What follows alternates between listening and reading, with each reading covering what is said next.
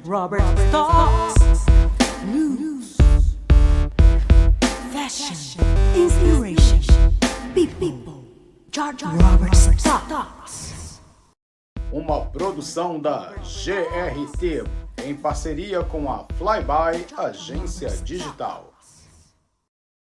Está no ar o programa George Robert Stocks. O entrevistado de hoje é um empresário que possui 30 anos de experiência internacional, trazendo para grandes empresas mais tecnologia, gestão empresarial e governança corporativa. Confira a trajetória de um homem que conquista seu público nacional e internacional, trazendo mais educação, grandes projetos e conscientização humana. Hoje eu falo com o empresário Mário Mendes Júnior. Robert Stocks. E é com muito prazer que hoje eu tenho de frente comigo um homem que é sucesso absoluto no que faz. Gente, tirar 1 hora da agenda dele para vir conversar com a gente, olha, foi uma entrevista namorada, já tinha um tempo que eu estava esperando por esse frente a frente. E hoje eu tenho aqui comigo Mário Mendes Júnior, esse empresário que é sucesso. Seja muito bem-vindo. Muitíssimo obrigado, Jorge. Estou aqui e estou aqui à disposição. Não foi assim tão difícil, não, porque já há tempos que eu gostaria de conversar contigo. Muito obrigado pela oportunidade. Bom, Mário, quando eu falo dessa dificuldade é porque a gente sabe de uma agenda que você tem que seguir. Sim. E conciliar, né? 2 agendas aí bem movimentadas é complicado. Então, eu falo, né? Pô, gente, olha, foi namorado porque eu já venho esperando por esse bate-papo e eu tenho certeza que a sua história é uma fonte de inspiração para muita gente. O trabalho que você desenvolve fora do nosso país e também levando para o Brasil toda essa conscientização, imagina quantos Mários no nosso Brasil vem o trabalho que você faz e fica imaginando, poxa, um dia eu quero chegar onde ele chegou. E por trás de um homem bem-sucedido, porque ama o que faz, tem uma trajetória belíssima. Então eu convido a vocês, é isso mesmo, brasileiros e cidadãos do mundo, vamos voltar ao passado. Mário, começa contando pra gente de onde você é, a sua infância. Conta pra gente aí um pouco da vida daquele menino que já sonhava com tudo isso que vem aí acontecendo contigo hoje. Muitíssimo obrigado pela oportunidade, Jorge. Assim, eu penso que a gente compartilhar um pouco do que a gente viveu, ele inspira e, ao mesmo tempo, ele educa, né? Verdade. Eu sou filho de um pai serralheiro, né, de uma mãe do lar, e eu nasci na zona oeste de São Paulo, né, na região do Butantã, e o meu pai, né, sempre foi uma pessoa muito importante na minha vida. O meu pai era um serralheiro, mas era um serralheiro industrial. Então, apesar de não ser engenheiro, meu pai estava sempre com projetos. E eu, né, dediquei muito do meu tempo, desde muito jovem, a estar com ele lá na oficina. Então, esse mundo de projetos e esse mundo de empreendedorismo, que a gente fala da livre iniciativa, sempre teve muito presente na minha vida, né? Uhum. Eu costumo dizer que eu fui um privilegiado, né, por ter realmente tido essa oportunidade desde muito cedo, né? Eu vou fazer 47 anos, então de ter essa oportunidade de ter vivido uma era antes da internet, né, ter aprendido ali com a internet e depois, obviamente, utilizar a internet, né, para que eu possa chegar com as tecnologias que eu venho desenvolvendo ao longo dos anos em locais aonde dificilmente chegaria se não fosse a conectividade. Eu vendi chinelo, Jorge, para que eu pudesse financiar o meu estudo técnico em processamento de dados. Eu Ó, vendia um par de chinelo por R$ 1. E era esses pares de chinelo que pagava meu colégio técnico. E eu fazia também esses chinelos. Então, graças a essa vivência junto com meu pai dentro de uma oficina, o meu pai fez uma maquininha que prensava, né, as lâminas do chinelo, e eu tinha tive a oportunidade de financiar os meus estudos. E foi esse financiamento dos estudos que eu falo que foi o ponto crítico de sucesso na minha vida. Se eu Uhum. não tivesse entrado na formação de processamento de dados, certamente eu não estaria aqui hoje nos Estados Unidos. Muito bom, olha isso. Agora, como é que foi para você? Bom, você realizou aí academicamente, né, algo técnico. Como é que foi para você na escolha? Você já era apaixonado por tecnologia? Teve uma inspiração para essa área desde muito cedo? Ou o que te impulsionou a procurar a tecnologia como modo educativo? Foi um acaso divino. Obviamente, eu já tinha, né, uma vivência em microinformática desde muito cedo, porque o meu pai, como eu disse, ele tinha uma oficina, mas era uma oficina industrial, então já tinha computador lá, né? Era o computador basicamente que lia os projetos em formato AutoCAD. Mas não era a minha primeira escolha a tecnologia, a minha escolha era a administração. Só que quando eu fui me matricular no segundo grau técnico de administração, já não caberia, já não possibilitaria mais nenhum aluno, já tinha lotado, né? E a opção que me foi apresentada como disponibilidade foi de processamento de dados. Então eu falo, foi processamento de dados que me escolheu, não fui eu que escolhi a tecnologia como profissão. Depois do término desse segundo grau, né, dessa oportunidade em fazer o processamento de dados para a gente lá naquela época, ele falou ali um pouquinho o antes e o após da tecnologia. Como assim? Gente, não é nada é coincidência na vida, né? Mas eu também acompanhei isso aí, né? E não estudamos na mesma escola, mas é para surpresa de vocês, eu também fiz o técnico em processamento de dados, Uau, muito bom, não é? Olha aí, ele descobrindo algo sobre mim. muito bom.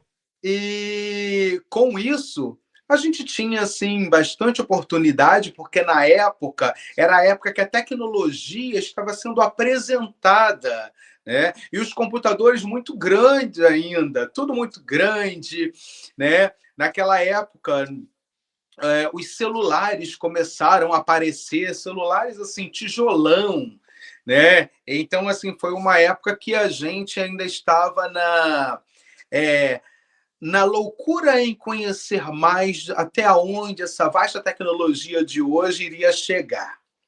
Com isso, a escolha acadêmica, como foi para você depois disso? Uma universidade. Como foi para você esse processo acadêmico que muita gente termina o segundo grau, o ensino médio, sem saber o que vai ser do amanhã? Ficam muito perdidos em relação, né, ao mercado de trabalho, ao que querem realmente fazer. Como foi para você nessa escolha? Foi lido e aí, de fato, é uma jornada Indiana Jones, eu costumo dizer assim, porque eu me formei, a gente está falando de. Eu me formei em segundo grau técnico em 1996. De 93 a 96, teve uma transformação muito grande. Você fala, os computadores eram de fato maiores.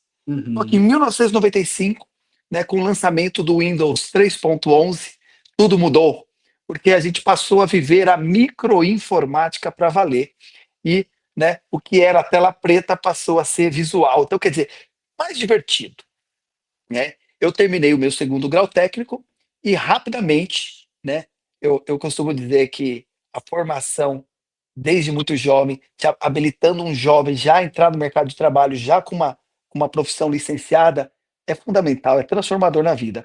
Porque eu saí de lá e eu já rapidamente já estava empregado trabalhando em diversas software houses, né, empresas que desenvolviam sistemas. E ao longo dos anos, né, de poucos anos, a gente vai ficando bom naquilo que a gente faz, né?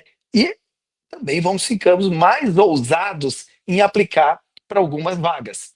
E eu apliquei para uma vaga, né, de estágio no Hospital Israelita Albert Einstein.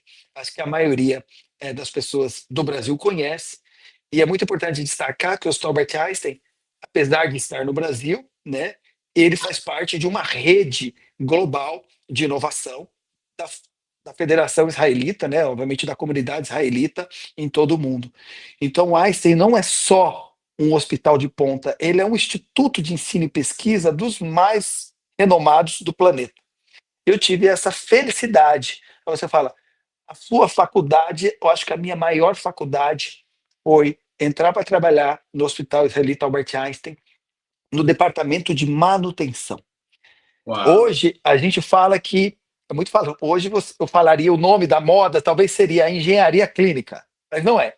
Antigamente, a área de manutenção, a área de limpeza, a área de manutenção mesmo de equipamentos eletromédicos, a área de informática, tudo aquilo ficava num único espaço que era riquíssimo, porque extremamente multidisciplinar.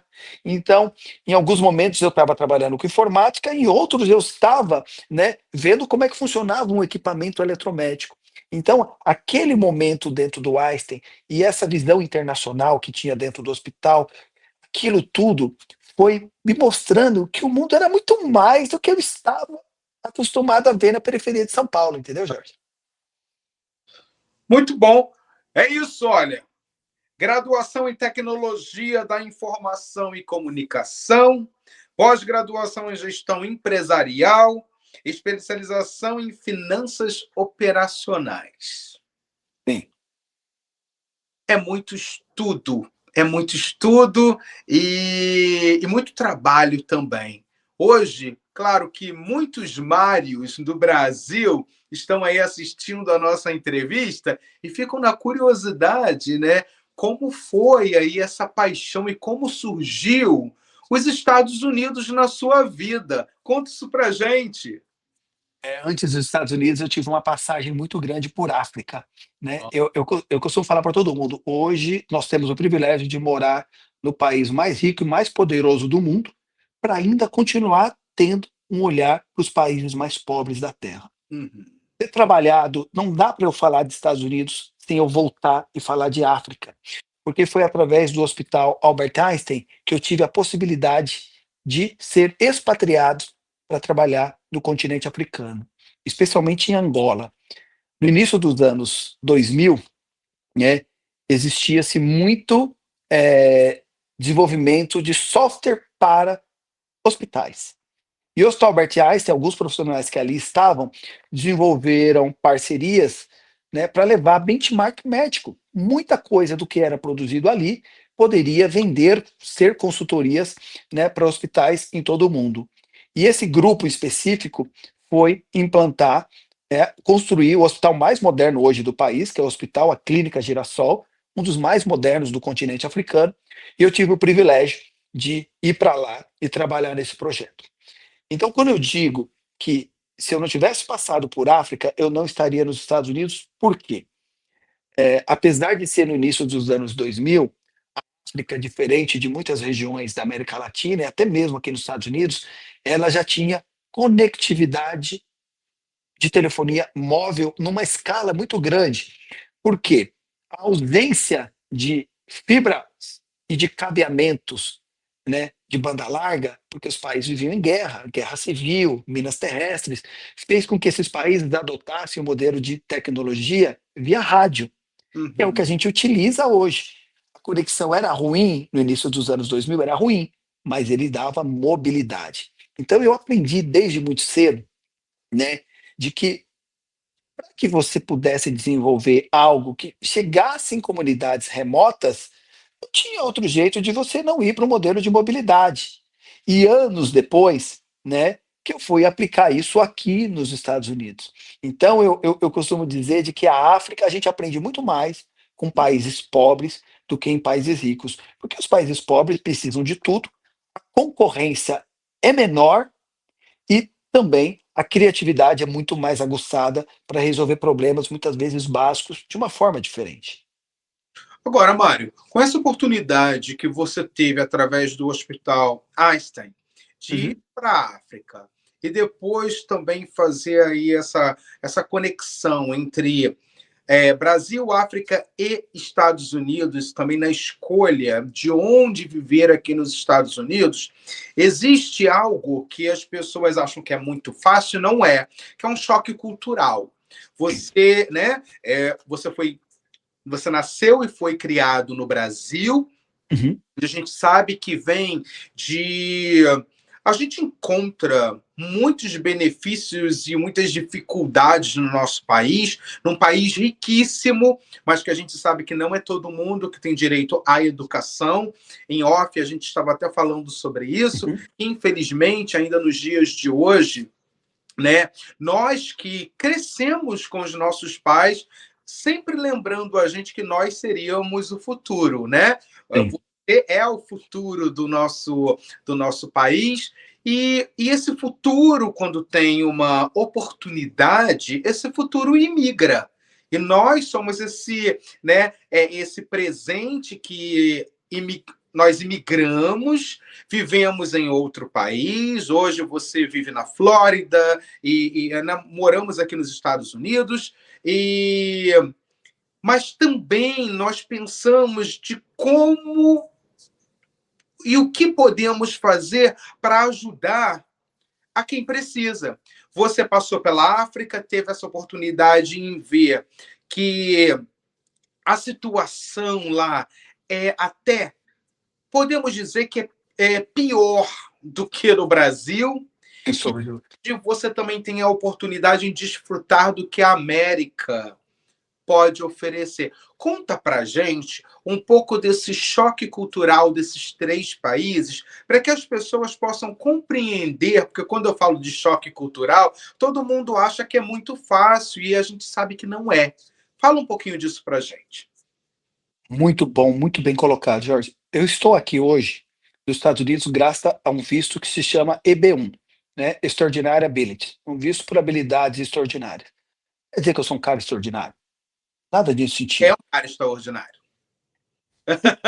Quer dizer que, que eu construí ao longo de muitos anos, né, alguns conjuntos comprobatórios, né, quer dizer, alguns sucessos empresariais e também de soluções de impacto que possibilitaram que os Estados Unidos olhassem e falavam, não, o Mário, ele é diferente, né, dentro dessa área dele. Então, estar aqui nos Estados Unidos, para mim, sim, é uma diferença cultural gigantesca, ainda mais quando eu olho, né, para grande parte da minha formação foi desenvolvida em países africanos. Então, você fala assim, nós temos uma adaptação. Eu escolhi a Flórida justamente por uma questão de adaptação, né? Mas se aqui estou, Jorge, é porque eu desenvolvi prioritariamente soluções de impacto. Então, quando a gente fala, o que que você fez em África? Eu fiz em África projetos de hospitais. O que mais você desenvolveu em África? Eu desenvolvi o primeiro assistente virtual com inteligência artificial para a saúde do planeta, o Dr. Wilson. O primeiro robô médico do mundo. Eu tenho essa felicidade de ter contribuído. Essa plataforma depois se tornou a maior plataforma de saúde dentro do Google Assistant. Então aí já vai te mostrando o porquê que os Estados Unidos ele seria necessário na minha vida. Não tem como, e eu só posso dizer, passados esses 5 anos, não tem como você desenvolver uma solução ou tecnologias para se tornarem genuinamente global e não passar aqui pelos Estados Unidos. Primeiro, porque aqui você tem acesso, não é só acesso ao capital, o acesso ao capital é indiscutível, né? Vence sobre qualquer outro aspecto, né? Sobre qualquer outra região do mundo. Mas aqui você encontra regularidade, previsibilidade de construir um projeto, de construir a sua empresa, né? De desenvolver os seus orçamentos e a rede de pesquisa e desenvolvimento indiscutível.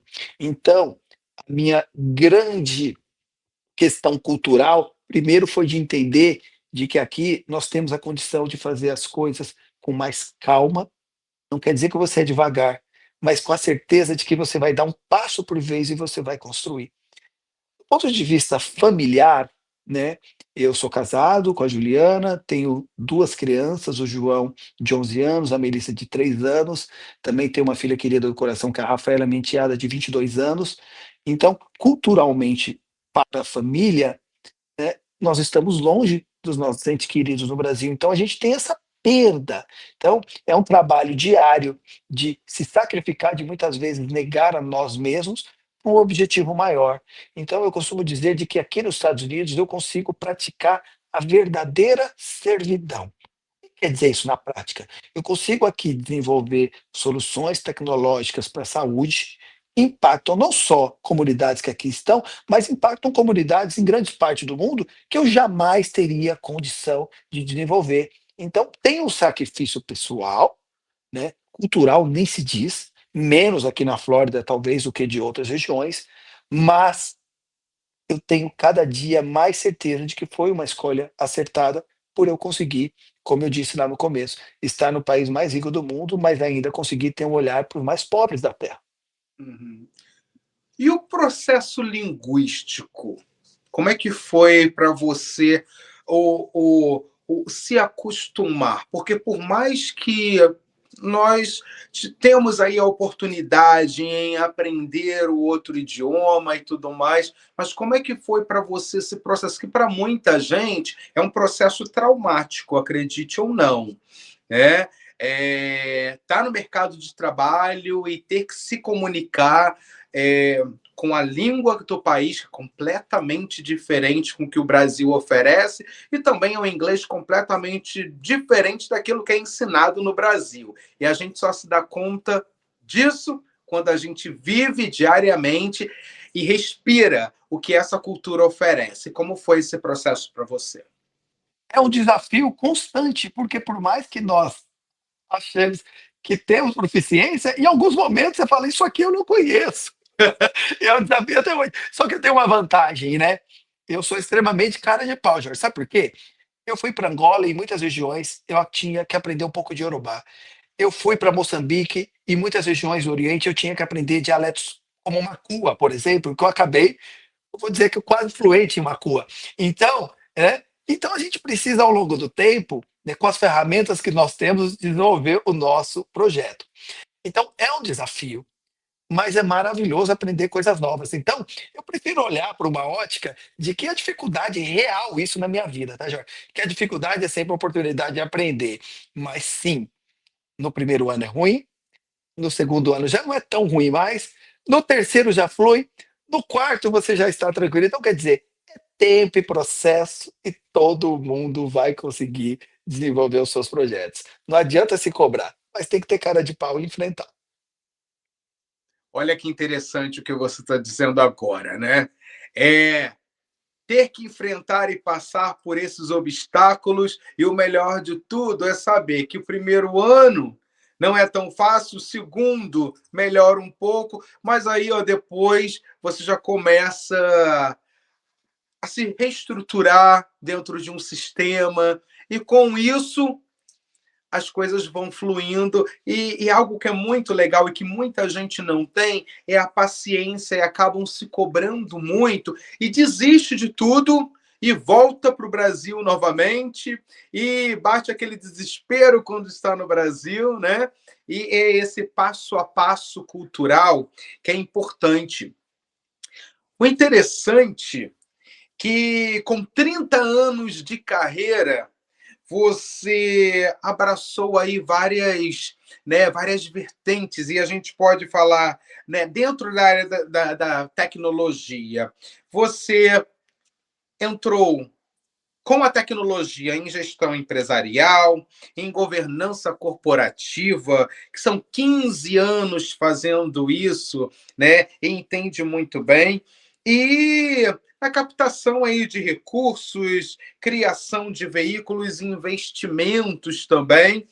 Gente, com tudo isso, né, de um profissional que trabalha e leva a sério e acredita que a educação é o maior passaporte para a liberdade do ser humano, porque além de tudo isso que ele desenvolve, ele também se preocupa com aquilo que ele passa para o outro. E é muito interessante. Então, vem também, né, vamos falar das suas premiações e reconhecimentos, porque por trás de muito trabalho também tem bastante reconhecimento. Ele começou falando, o primeiro reconhecimento, e é um presente na vida de muita gente, é o reconhecimento internacional como um profissional de habilidades extraordinárias. Isso é fantástico, né? Que é o Einstein Visa, que ele conseguiu, e com isso ele abraça essa oportunidade em mostrar para muitas empresas o que ele vem desenvolvendo como sim, né, como um profissional extraordinário na área. Também ele foi reconhecido como um dos homens mais notáveis em 2023, em Nova York, destaque global em inovação em impacto empresarial. Também teve aí em 2016, 17 e 18 pelo Avaya Global Awards, premiado pela liderança em comunicação unificada e transformação digital. Também veio o prêmio por um projeto que ele acreditou, que é o Dr. Wilson, que ele vai contar mais para a gente como surgiu aí o Dr. Wilson em 2016 e 2017, como criador de um maior assistente virtual da saúde com inteligência artificial integrado ao Google Assistant. E tem também a Speed Brasil. Isso foi no Brasil, né, que foi a contribuição pioneira em digitalização tributária fiscal, estruturando o sistema público de estruturação digital. Mário, com tudo isso aí que eu joguei agora em cima do nosso telespectador, como é que é para você? Tanto trabalho, tanto estudo e ver todo esse reconhecimento chegar, né? Depois aí, vamos dizer, 30 anos como um profissional muito respeitado e aplaudido no mercado. Muito, é muito importante, eu falo, os troféus, ele não pode ser só uma ferramenta de vaidade. Se ele for, está errado. O troféu ele tem que te ajudar a encurtar caminho. Muitas vezes a gente bate algumas portas, pessoas não nos conhecem e não tem obrigação de nos conhecer. Então eu acho que o troféu ele está ali para mostrar de que uma outra entidade, né, te reconheceu. Então isso te ajuda, né, a galgar, né, obstáculos, né, a subir mais degraus. Então assim eu olho hoje, né, dentre tantas coisas, tantas premiações ao longo da vida, né, de que tem uma em específico que é para mim a mais prazerosa. Eu acho que foi a que você colocou ênfase, que é o Dr. Wilson. Porque o Dr. Wilson é índice de servidão na minha vida. A gente fala, o que é um assistente virtual com inteligência artificial para a saúde? Lembra-se, estou falando de um projeto que nasceu no início dos anos 2000, não se falava em inteligência artificial, ele foi evoluindo, depois virou uma telemedicina, depois virou ultrassom de mobilidade. Todo esse movimento nós começamos lá atrás. No mundo existe uma ferramenta que é mais do que um processo que se chama medicina de guerra. Em países, isso é reconhecido pelas Nações Unidas, em países onde você tem grandes catástrofes, você pode ali praticar, obviamente, uma saúde com profissionais de diversas partes do mundo.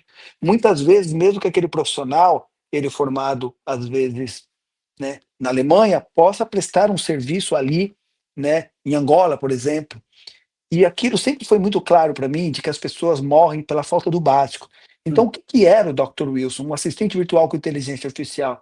Lembra da antiga pastoral da criança, onde muitas vezes, né, fundado pela doutora Zilda Arnes, né, ajudou a reduzir os índices de mortalidade infantil no Brasil, assim, numa escala gigantesca, e depois isso foi para o mundo? Só que aquilo era no papel, aquilo era feito com operadores territoriais. Não. O Dr. Wilson era um assistente virtual, é ainda um assistente virtual com inteligência artificial, onde as pessoas conversam com ele e ele consegue, ainda com muita precisão em algumas regiões do mundo, dar indicadores, tanto para profissionais de saúde ou para aquelas pessoas que ali não estão, né, de qual é o seu pré-diagnóstico, ou qual a melhor conduta a se tomar, ou eu preciso fazer um poço, como é que eu faço um poço sem contaminar essa água, como é que eu faço aqui um processo de descontaminação desse solo. Então, ele nasceu inicialmente focado em regiões, em pessoas vulneráveis, né? A gente fala no mundo em doença negligenciada, eu fui o contrário, eu olhei população negligenciada. E qual que é o lindo disso tudo? Quando veio a pandemia da Covid-19, né, nós tínhamos única forma do planeta e já tinha, né, prontuário eletrônico, prescrição de medicamentos e uma rede médica conectada em todo o mundo. Então eu falo que a pandemia foi o período que eu mais trabalhei na minha vida, eu tive o privilégio de doar quase 1,2 milhões de consultas médicas em todo o mundo. Muitas vezes as pessoas estavam focadas na Covid e estavam negligenciando outras mazelas, porque precisavam, às vezes, de outra orientação, ou de outro tratamento, ou de outro medicamento. Então, nós focamos não na doença, nós focamos na saúde, naquelas pessoas que precisavam de outros tratamentos, e os sistemas de saúde do mundo todo estavam direcionados ao foco da Covid. Então, eu falo que o que deu mais prazer para mim foi, ao longo desses anos todos de vivência em África, né, ter a visão de que, não sei por quê, por destino, o que que Deus realmente queria da gente, mas ele me deu a visão de que algo que a gente construía sem uma pretensão, depois foi a base da telemedicina global. Então, esse é o troféu que eu mais tenho orgulho, e foi ele que me possibilitou. E é graças a ele, né? Os outros prêmios de comunicação unificadas, eles são prêmios que no final tinham um aspecto financeiro. As empresas cresceram, o mercado reconheceu, mas eu tenho certeza que no meu processo do EB1 Visa, do Einstein Visa, né, os conjuntos comprobatórios, as cartas e os reconhecimentos que eu tive, não só de autoridades, mas de pessoas comuns, que eu fiz questão de colocar nessas 4.800 páginas que eu mandei para o Departamento de Estado, tiveram muito mais peso, de que eu poderia contribuir muito mais para o mundo estando aqui nos Estados Unidos do que em qualquer outra parte do planeta. É isso. Falou tudo. Muito bom. Gente, quer saber mais sobre a agenda diária, a agenda eletrônica desse profissional fantástico? Fica aí na tela para todos vocês o Instagram dele. Vá, siga no Instagram, faça sua pergunta, entre nas redes sociais dele e ali você vai conhecer todo o trabalho que ele vem desenvolvendo e tem muito mais para vocês. A gente vai por um rápido comercial, mas não sai daí que a gente volta já já. Robert's Thoughts. Tem dificuldade em dar conta das demandas do seu negócio e ainda ter que cuidar do design e comunicação?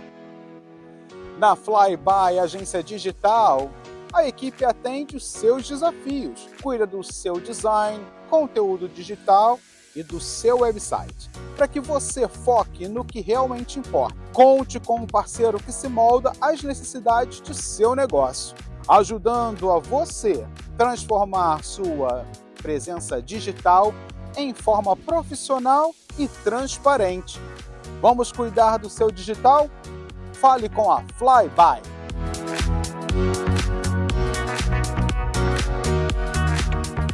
Bem-vindos à barbearia do Carioca. Nosso ambiente aconchegante garante uma experiência agradável e descontraída.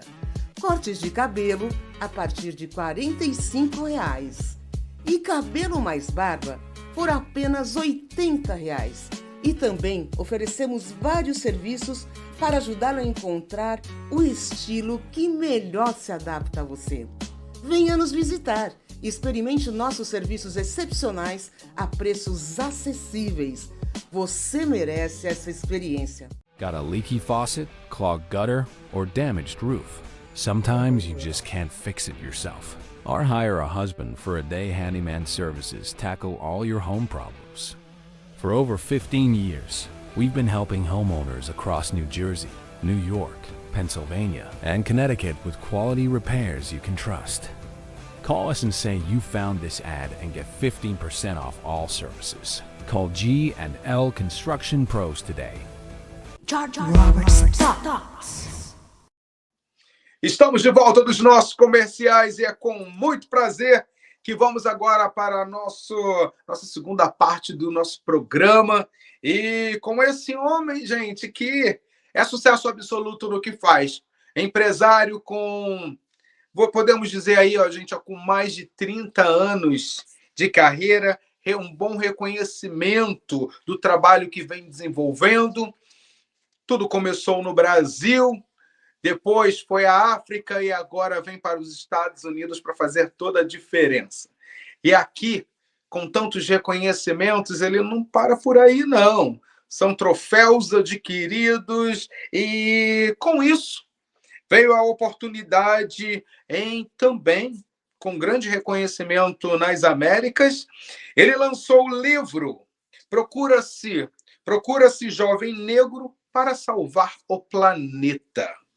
Esse livro, publicado com as relações do Brasil e países africanos, referência em diplomacia econômica. Vamos lá, né? Vamos falar sobre o livro. Olha, mostra o livro para gente e vai ficar aí na tela para vocês. Aí, ó, Procura-se Jovem Negro para Salvar o Planeta.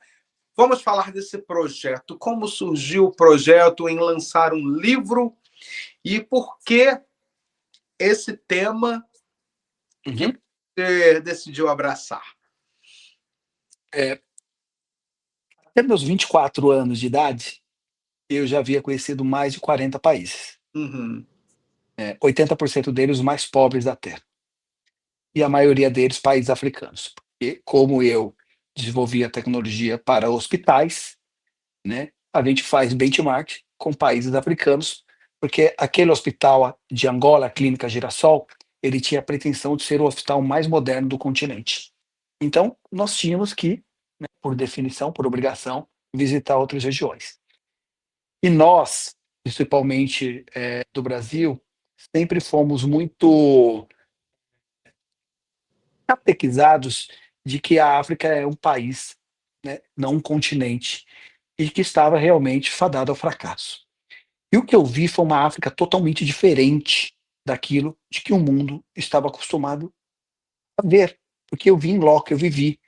Como eu disse, eu vi uma África tecnológica em muitas regiões, de muita pobreza, mas ao mesmo tempo em outras regiões de muita tecnologia. Eu tive o privilégio de ver tribos maçais na Tanzânia fazendo negociação de cabras com um BlackBerry. Você fala, como é que isso pode ser atrasado? É porque ao mesmo tempo você tinha uma série de cooperações internacionais para desenvolvimento de muita coisa. E ao mesmo tempo, eu sempre gostei muito de criar advocacies, né? De fato implantar ali, né, uma conscientização, principalmente no poder público e na diplomacia, seja diplomacia empresarial ou diplomacia de fato dos estados, de que muito poderia ser feito nas relações Brasil-países africanos, além do assistencialismo.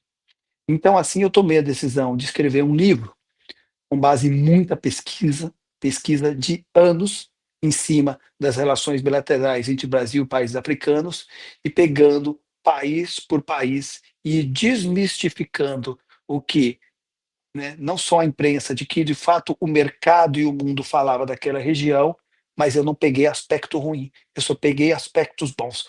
E problema, todo mundo aponta. Uhum. Coisas boas e o que tem dado certo, ninguém fala.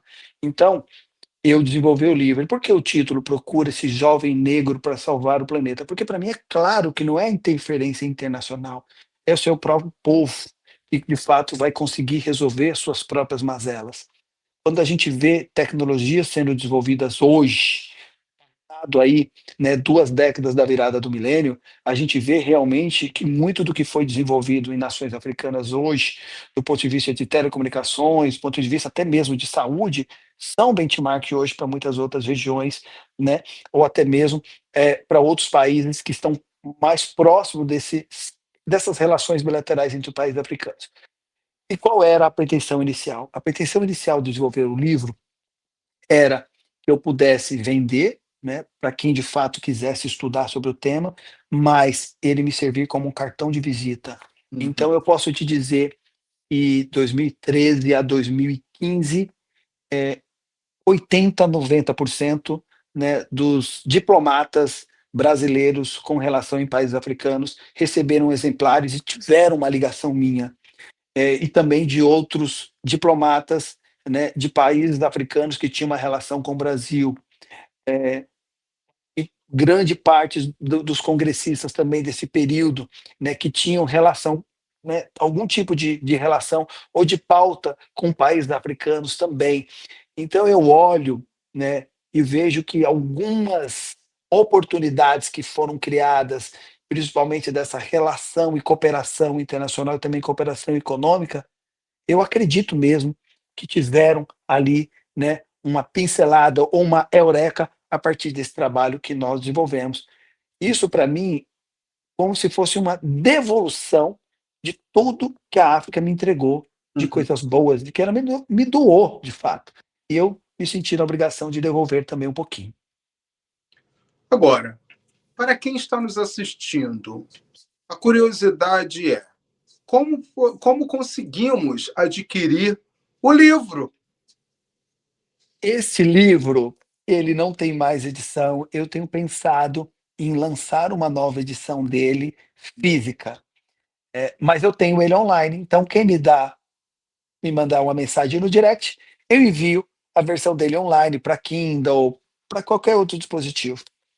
Muito bom. Fica aí na tela para todos vocês. A rede social do Mário, Mário Mendes Júnior, fica e você pode entrar em contato e ali você vai obter mais informações de como adquirir essa obra.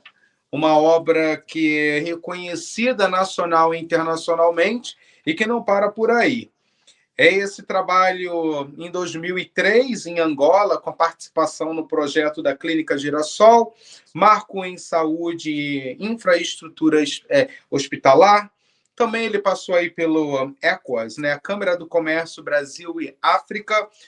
Ele é fundador, diretor, e aí articulou pontes comerciais institucionais.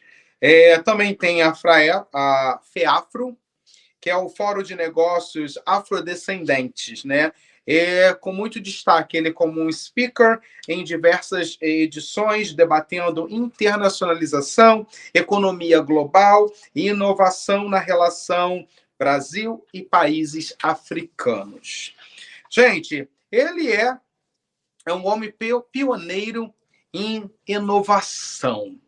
Agora, como é que é para você, com toda essa trajetória, ser apontado, né? Porque a gente é fruto do meio e quem nos indica e aponta algo é porque são profissionais, outros profissionais que acreditam no trabalho que a gente desenvolve. Por ser o pioneiro trazendo inovação no mercado de trabalho aí para outras empresas, como é que funciona esse seu projeto? Hoje, eu desenvolvi uma plataforma que se chama The One Mission, né? Eu entendi que ao longo dos anos, e passei por algumas etapas: Uhum. construção do negócio, desenvolvimento desse negócio, consolidação desse negócio e até o processo de venda desse negócio. Pelo menos a gente vive de fracassos, mas eu tive duas grandes vitórias, né? E essas duas vitórias, né, me possibilitaram entender essa jornada de construção, né, de merger and acquisition, né, de fusões, aquisições, né, de ponta a ponta. E essa experiência acumulada me permitiu, e aqui, a partir dos Estados Unidos, né, ter esse olhar muito mais maduro de que missões empresariais podem ser construídas para que o empresário que aqui venha tenha menos dor, ele sofra menos, porque as nossas experiências, os nossos fracassos ajudam na previsibilidade deles. Então, eu conjuntamente com o Fabiano Montes, nós temos desenvolvido missões empresariais com a ótica de soft land, né? Que é aquele empresário que vem para cá, ele entender, obviamente, nós desenvolvemos estudos prévios dos seus mercados, e aí, de fato, né, ele faz os seus investimentos e a sua localização da sua empresa de uma forma muito mais estruturada. De tão sucesso que tem sido, nós lançamos agora o The One Mission Lisboa, que vai acontecer na região em março, para aqueles empresários, né, de multissetoriais que queiram também olhar, né, para a União Europeia a partir da entrada de Portugal, entendendo que também soft land é isso, onde você tem mais familiaridade, onde você tem mais aspectos culturais, né, próximo ao seu, para que você sinta, né, digamos assim, mais tranquilo e um ambiente muito mais amigável para você desenvolver. Então, isso também, né, eu falo que é praticar servidão. Essa parte é uma parte comercial, é uma parte remunerada, mas não deixa de ser uma servidão também, se você pode diminuir a dor daquela pessoa ou o custo daquela pessoa no seu processo de internacionalização. Então, são esses anos de conhecimento multidisciplinar, e volto a falar, de erros, né, que possibilitaram que a gente evite que pessoas também, né, errem nesse processo de internacionalização. Gente, ele coloca um posicionamento, algo que ele diz que é muito interessante. Isso vem dele, não sou eu que estou falando. Minha trajetória conecta tecnologia, governança e diplomacia econômica. Transformo inovação em legado e preparo empresas e líderes para atuarem como protagonistas da nova economia global. Quem diz isso para a gente é Mário Mendes Júnior. O porquê essa definição do que você faz com esse posicionamento tão firme, tão forte diante de empresas, projetos, né, outros profissionais?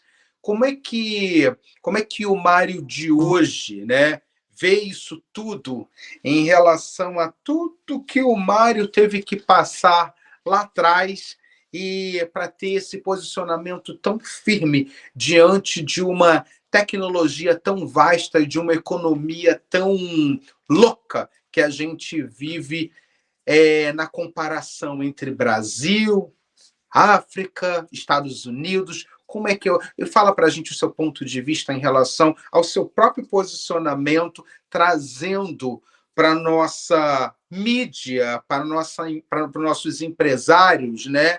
Esse ampliar do que o que a gente vive hoje tem muito mais a vir pela frente. Muito bem colocado. Eu nem lembrava mais dessa frase, mas ela realmente ela faz todo sentido, por isso que eu vou te dizer. É assim, quem não cresce desaparece. Uhum. E hoje não adianta a gente mais pensar, quando a gente fala diplomacia empresarial, né, e a questão da tecnologia, tudo isso está totalmente interligado. Quem não cresce desaparece. Aqui nos Estados Unidos não adianta a gente pensar numa micro-região, a gente precisa pensar na escala. E quando a gente pensa na escala, quando a gente pensa em globalização, a gente está falando com diversos outros atores e agentes multiculturais, né, e multidisciplinares. Então, né, tudo isso precisa estar harmonicamente. E o que que faz com que isso fique harmônico? Uma palavrinha que se chama governança. Então, para que nós possamos ir dos Estados Unidos se relacionar com a Europa, isso passa por governança. Governança é um modelo, digamos assim, estrutural, que eu dê credibilidade, né, não só na minha fala, mas no papel, na rastreabilidade. Então, por tudo isso que eu vivi ao longo dos anos, eu entendi de que crescer precisa de escala. Quanto mais seu negócio cresce, mais transparente você precisa ser, não só para os seus sócios, para os seus investidores, para os seus funcionários, mas para a sociedade como um todo. E o que é sustentado e organizado perpetua. Então, quando a gente conversa com um empresário, nenhum empresário abre a sua empresa para fechar amanhã. Verdade. Ele nasce com a visão de perpetuidade. Só que no meio do caminho, a gente muitas vezes se perde pela ousadia, se perde muitas vezes pelo arrojo, ou às vezes por uma falta de governança, de controle. Então é isso que eu tento, né, mostrar e levar com esse processo que eu desenvolvo de soft land, né, de pouso suave aqui para mercados entre Brasil, África, Estados Unidos e União Europeia agora. É isso. Quer saber mais sobre o trabalho dele? Fica aí para vocês as redes sociais e a gente vai para um momento do nosso programa que ele não estava sabendo, ficou surpresa. Fica na surpresa, mas é o nosso bate-bola. Boa.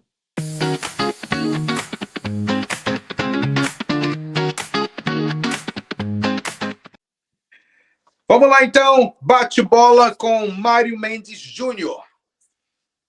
Um sonho.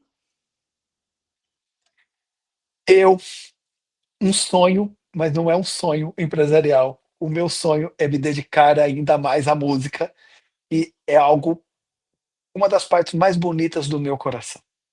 Eu Sou apaixonado por música, sou apaixonado por instrumentos musicais, e eu ainda tenho esse sonho, né, de ter uma banda e poder rodar alguns lugares ainda nessa vida. Ah, que legal, que legal. Olha isso, ó. Uma vontade.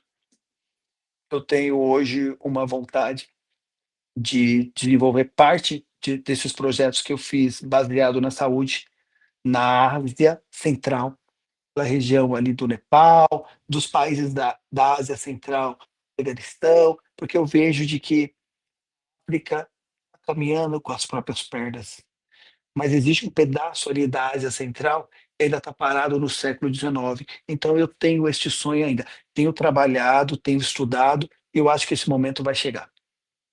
A palavra seguinte é algo que você se preocupa e você passa para a gente a todo momento. Educação.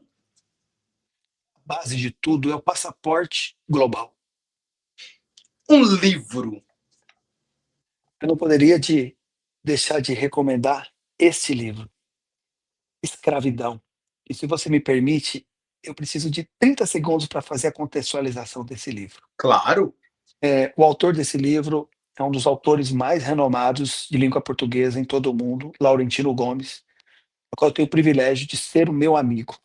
Laurentino Gomes é o autor de 1808, 1822, 1889. E esse livro é uma trilogia. É o África 1, África 2 e África 3. E esse livro, hoje, ele é um best-seller com 1 milhão de exemplar vendido. E ele foi a base, né, de um comunicado que o presidente de Portugal, Pedro Rebelo, fez aproximadamente 2 anos e meio atrás, que pela primeira vez na história, um presidente de um país, especialmente de Portugal, reconheceu que no Brasil teve escravidão. E graças a este livro, que o próprio Laurentino fez com que chegasse ao presidente de Portugal, que fez essa leitura. E onde é que o Mário contribuiu nesse livro? O Mário está aqui, nas dedicatórias, na menção desse livro. Durante a pesquisa que o Laurentino precisou desenvolver, especialmente no volume 1, existem alguns países que o acesso é difícil, ainda mais para um jornalista. Vou citar aqui, mas posso citar alguns aqui. Nigéria, outros ali, basicamente da África Oriental, Costa do Marfim, e obviamente esses anos todos de diplomacia empresarial, diplomacia também apoiando, né, as ideias nesse âmbito, me fez conhecer muitos diplomatas que eu pudesse ali explicar. É um trabalho que não é um trabalho para prejudicar o teu país, é um trabalho para informar.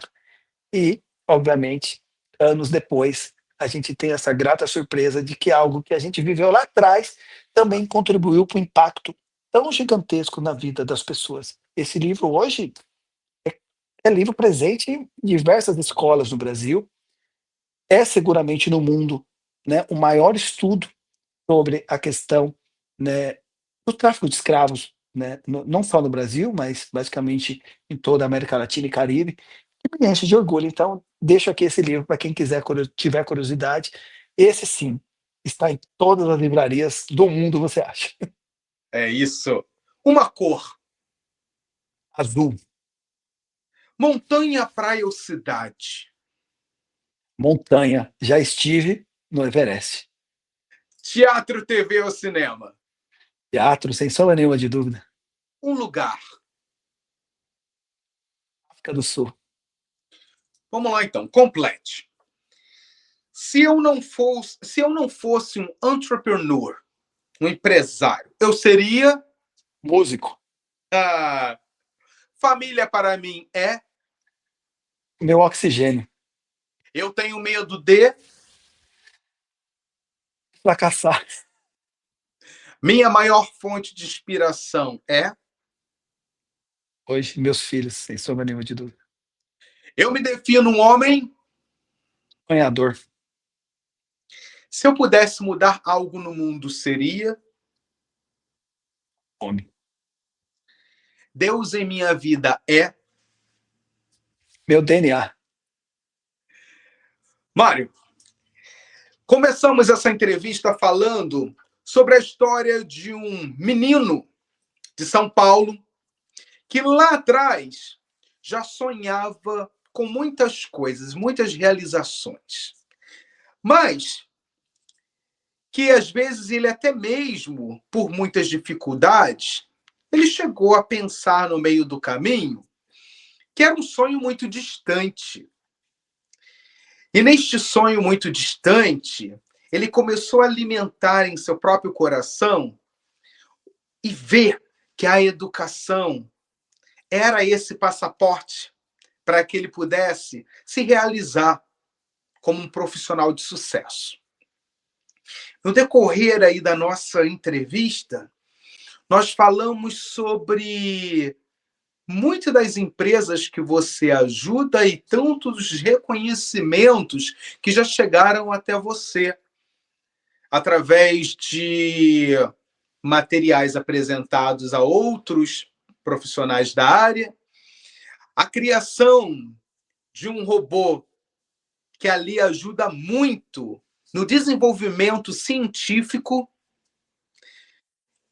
Com esse projeto, você traz um livro que também, mais uma vez, te trouxe um reconhecimento. Então, a gente aí no meio dessa entrevista, levantando muito a educação, o empreendedorismo e o que acontece com empresas, com isso, você se torna um profissional de excelência no mercado. Um profissional que conquistou clientes, um público que te aplaude. E quando eu falo de um público, é um público tanto nacional como internacional. E aí, no meio dessa nossa entrevista, aí já chegando para o fim, a gente cai num bate-bola. No bate-bola que você apresenta você apresenta um material educativo e, com isso, você define Deus como seu DNA.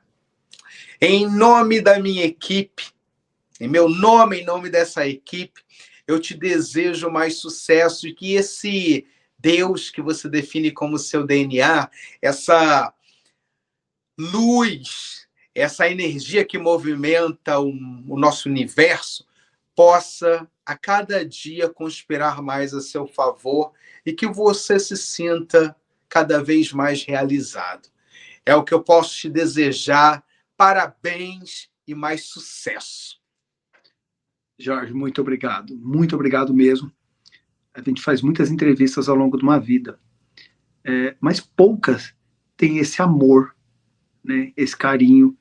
Quando você fala de energia, você é energia pura. Assim, estou muito feliz por esse bate-papo, muito mesmo, e encantado assim com a sua inteligência, com o seu conhecimento, com a sua profundidade, assim, muito feliz. Muito obrigado por esse tempo que você dedicou a mim também. Eu que te agradeço e faço das suas palavras aí as minhas. Com certeza você é uma fonte de inspiração, tem muita coisa para ensinar, tem muita coisa para oferecer, para trocar. E tenha certeza que quando lançar qualquer projeto novo no mercado, o programa George Roberts Talks está aqui, aberto a trazer para o nosso público mais de todos os ensinamentos que você vem buscando e passando. Tenha certeza disso. Muitíssimo obrigado, Jorge. É um prazer.